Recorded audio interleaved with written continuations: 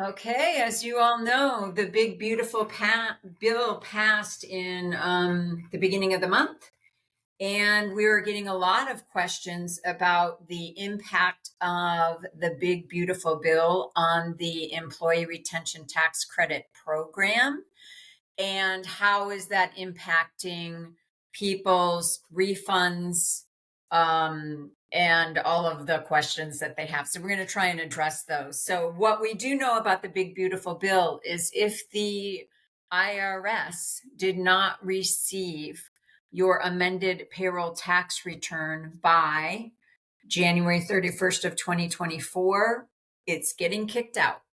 So you will not receive your refund if you filed after January 31st of 2024.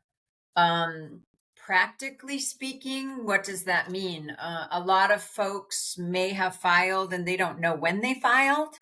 So we would suggest you get a call with the IRS and request a tax transcript so that you know when they received your 941X, which is basically your payroll amended tax return.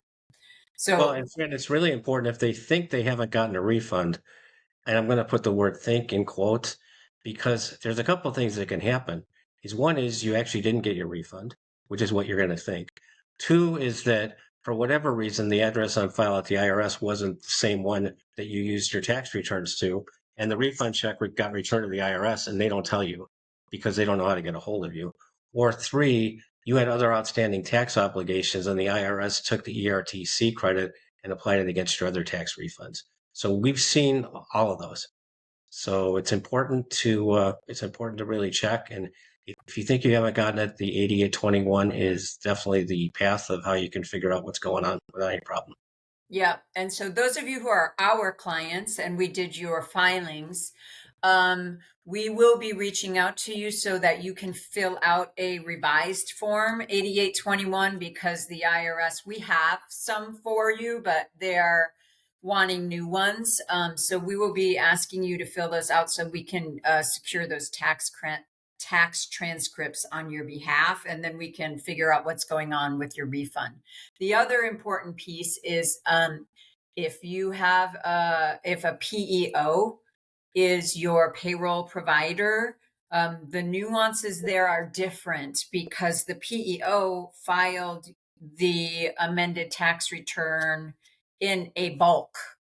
So they took a lump of their company's tax returns and they filed them all at once.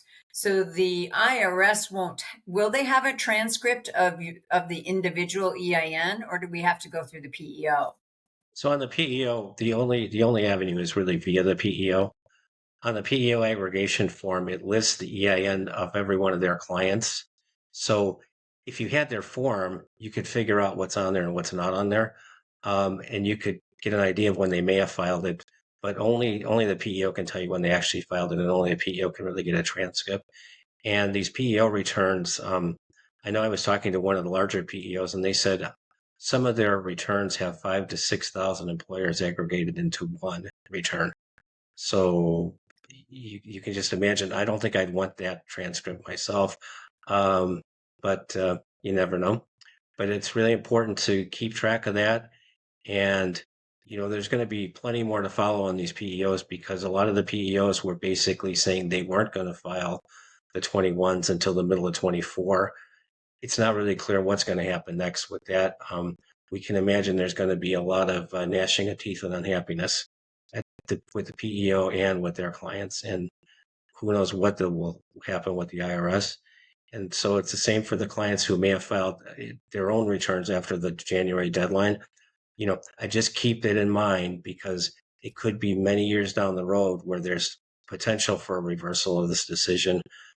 It obviously hasn't gone through any court cases yet. So, who's to say if the game's over or not? I think the safest assumption is if you filed after January, I wouldn't count on the money.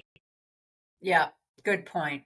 And the takeaway is if you are in a PEO, contact your PEO rep as soon as possible so that they can, number one, look up when your return was filed. So at least you have a sense of that. And then Number two, we can coach you on ways to be communicating with your PEO on next steps. Yeah. And you're probably going to have to get up the food chain past whoever answers the phone. Um, the only way I got a transcript from a PEO was to basically waltzed it up until they finally took us seriously and said, we're not going away, guys." I said, "You can redact everything that doesn't relate to us. We just want to see that you can establish that it was filed because we needed that support for a CPA audit on a financial statement." And the other thing is, we are still seeing a lot of correspondence with the IRS with respect to employee retention tax credits. So, folks, please send us your correspondence if you're one of our clients, because we can help respond to the IRS. Generally, they didn't, for some reason or other, not scan the signed page. We're seeing that a lot. We also are seeing the third quarter 2021 is one of the quarters that seems to be delayed in review. All of the rest are getting paid, and Q3 seems as though the IRS is parking that.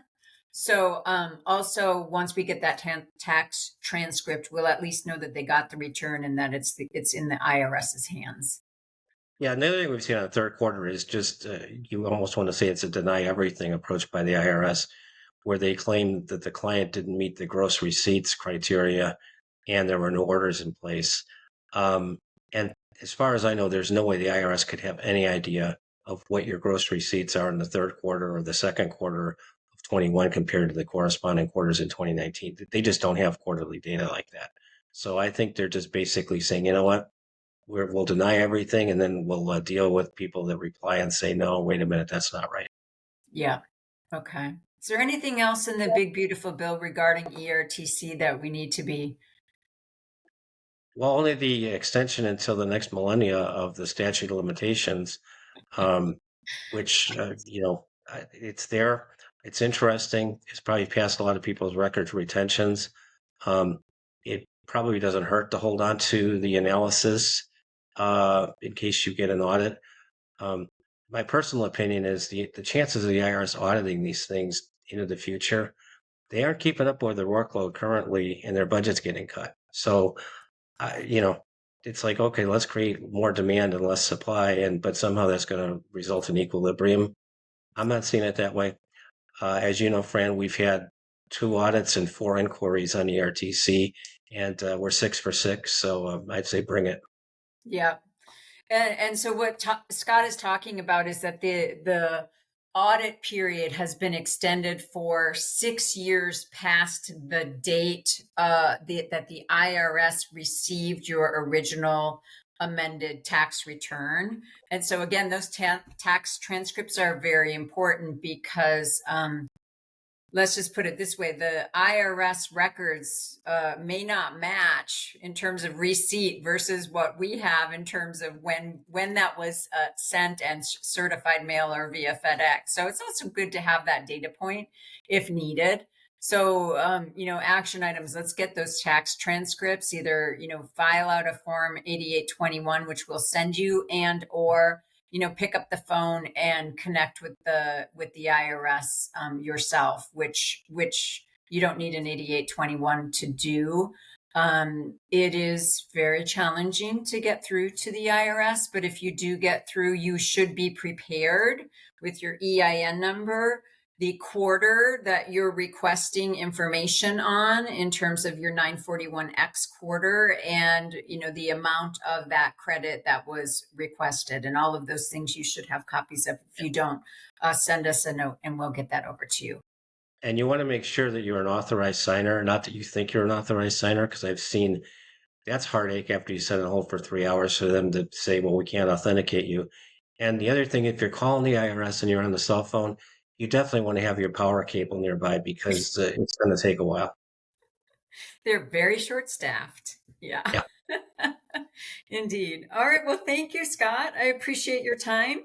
And we will definitely have to do this again. Well, thanks.